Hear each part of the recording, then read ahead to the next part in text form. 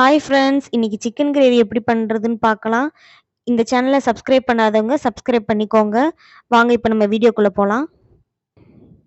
இப்ப நம்ம கிரேவி பண்ண ஸ்டார்ட் பண்ணிரலாம். அதுக்கு ஒரு கடாயில 4 டேபிள் ஸ்பூன் எண்ணெய் சேர்த்துக்கிறேன். எண்ணெய் சூடானதும் 4 பட்டை, 1 ஸ்பூன் சோம்பு, 2 ஏலக்காய், 1 நட்சத்திர பூவ சேர்த்துக்கிறேன். நல்லா வதக்கிக்கலாம். வதங்குனதும் கருவேப்பில கொஞ்சோண்டு சேர்த்துக்கோங்க. கருவேப்பில நல்லா பொரிஞ்சதும், நான் வந்து 200 கிராம் சின்ன வெங்காயத்த நறுக்கி வச்சிருக்கேன். அதையும் சேர்த்துக்கிறேன்.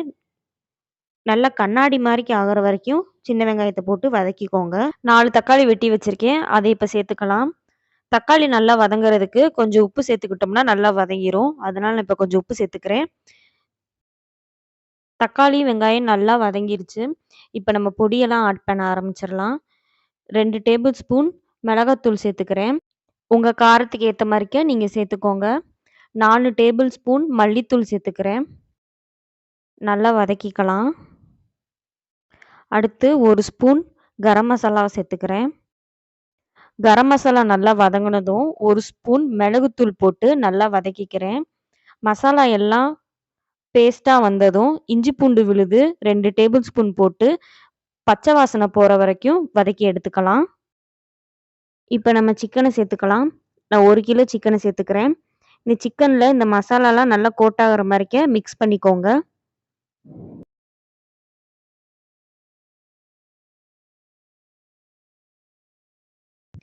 மசாலா எல்லா இடத்துலயும் கோட் ஆனதும், இந்த சிக்கனுக்கு தேவையான அளவு உப்பு சேர்த்துக்கலாம்.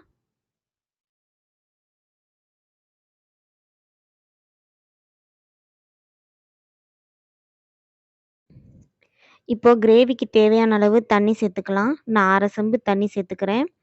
சிக்கன் இப்போ வேகட்டும். இப்ப நம்ம மூடி போட்டு சிக்கன வேக வச்சுக்கலாம். குழம்பு நல்லா கொதிச்சு வந்திருக்கு.